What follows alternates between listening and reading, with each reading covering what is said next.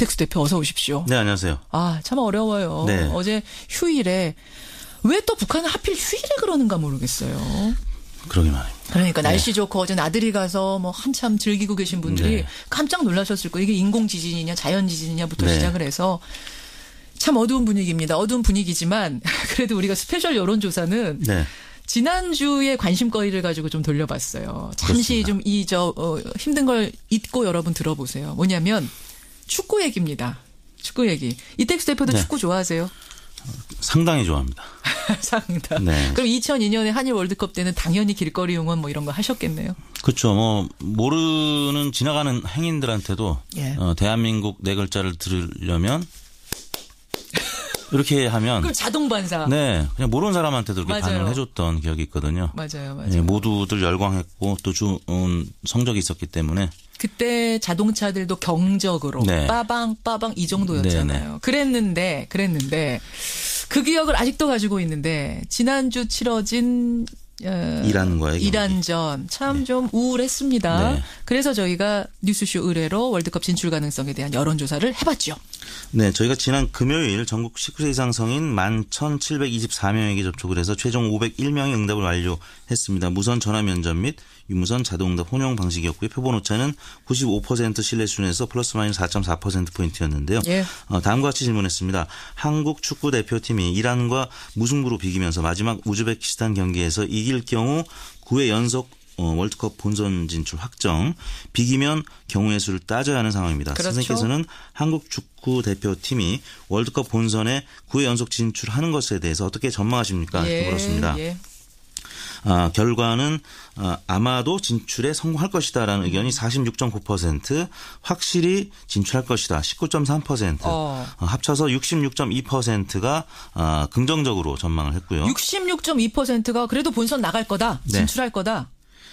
반대로 아마도 진출에 실패할 것이다 14.9%, 확실히 진출에 실패할 것이다 6.7%, 합쳐서 21.6%는 진출에 실패할 것이다라는 부정적 전망을 했습니다. 그래요. 사실은 지난 이란전이 좀 그랬잖아요. 네, 답답했죠. 좀 답답했죠. 그런데 그럼에도 불구하고 결국은 본선 나갈 거다라고 기대하시는 분들이 그렇죠. 많으시네요. 기대에 섞인 전망인 거죠. 진출해 주길 바라는 그런 여망이 담겨져 있는 것 같은데요. 성별로는 남성이 여성보다 낙관적 전망을 하는 것으로 나타났는데 남성은 69%가 본선 진출에 성공할 것이다. 이렇게 응답을 했고 여성은 그보다 좀 낮은 63.4%가 성공할 것이다라고 응답을 했고요. 연령별로는 60대 이상이 긍정적 전망이 가장 높았습니다. 72.8%가 진출할 것이다. 근데 이제 반면에 20대는 53.1%가 긍정적 전망, 부정적 전망 28%로 다른 연령대에 비해서는 좀 비관적으로 보는 것으로 나타났습니다. 그러니까 지난 이란전 끝나고 나서 정말 여러 가지 평가들이 쏟아졌거든요. 여러 가지 평가들. 그래서 저희가 한국 축구에 대한 불안감이라는 게 얼마나 있는가를 알아보려고 한 건데 결과적으로 볼 땐 21.6%는 불안한 시선을 가지고 있다는 얘기네요. 그렇습니다. 그렇죠. 왜냐하면 비기면 또 복잡한 경우의 수를 따져야 되고 지면은 끝나는 거거든요. 맞아요. 내일 모레잖아요. 우즈베키스탄과의 경기가. 내일 밤이고 날짜는 이제 모레 0시. 내일 밤에 모두 다 일찍 귀가해서 아마 초조한 마음으로 경우의 수 따지면서. 잠시나마 시름을 잊고 축구를 봐야 되는데 축구 보는 내내 또 조마조마할 것 같아요. 축구에 대한 여론조사 스페셜 조사 돌려받고 정리조사로 가겠습니다. 대통령 지지도 이번 주는 어떻습니까? 문재인 대통령의 국정수행 지지도가 이번 주 0.8%포인트 하락한 73.1%를 기록했고요. 부정평가는 21.8%를 기록해서 지난 2주 동안의 상승세를 마감한 것으로 나타났습니다. 지난주 73.9%에서 이번 주 73.1% 약간 하락. 원인은 뭐라고 분석하세요? 지난주 주초에 워낙 빠진 채 시작을 했거든요. 미사일 발사체를 둘러싼 혼선이 불거졌습니다. 이게 뭐 방사포냐 아니면 미사일이냐. 국회에서 논란이 있었고요. 72.5%로 낮아진 채 시작을 했기 때문에 지지율이 지난주에 좀 빠진 건데요. 주중에는 이명박 정부의 군 댓글 부대 공작 개입 증언이 있었고 원세훈 전 원장의 구속 소식이 전해지면서 74%로 또 반등을 했습니다. 예. 하지만 금요일 날은 이유정 헌재 재판관 후보자 자진 사퇴, 또 박성진 후보자 지명 철회 요구 등 여의도에서는 계속 인사 검증 논란이 있었기 때문에 금요일 날은 72.6% 소폭 하락한 수치를 나타냈습니다. 그러니까 어제 터진 6차 핵실험은 반영이 안 된 겁니다. 이게 어제 터졌기 때문에. 그러면 이제 지난주는 뭐 73.1%니까 어쨌든 여러 가지 논란에도 불구하고 잘 지켰어요. 다음 주가 문제네요. 핵실험이 그렇습니다. 얼마나 영향을 줄 것인가. 이번 주도 아마 주 초에는 약세로 출발할 가능성이 높고요.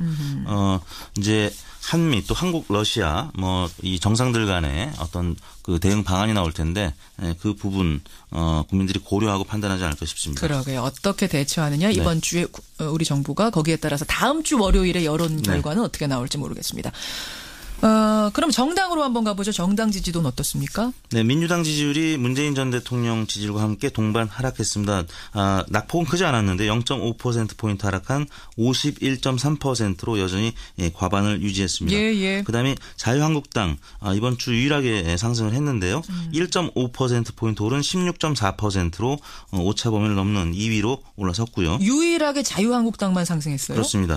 이 안보 정국에서는 항상 자유한국당 안보 정국이니까. 보수당이 강세를 나타내는데 반면에 바른정당이 통상적으로 보면 같이 올랐어야 되는데 지난주 이해운 대표의 금품 수수 의혹 파장이 있었죠. 그렇죠. 바른정당이 6.5%로 오차범위 내에서 3위긴 했습니다만 0.3%포인트 빠졌습니다. 어떻게 보면 오를 수 있었는데 0.3%포인트 빠진 수치를 나타냈고요. 그러네요. 국민의당이 6.4% 지난주 대비 0.3%포인트 하락한 수치고요. 정의당이 6.2%로 지난주와 동일한 수치를 기록했습니다. 민주당 51.3, 자유한국당 16.4, 바른정당 6.5, 국민의당 6.4, 정의당 6.2. 와, 바른정당, 국민의당, 정의당은 다 똑같이 6%네요. 그렇습니다. 자유한국당 16.4는 안보 정국이라는 이런 플러스 요인이 있었던 것으로. 그래요. 이번 주도 그러면은 이게 핵실험이 터지니까 자유한국당은 아무래도 플러스 요인이 있겠는데요.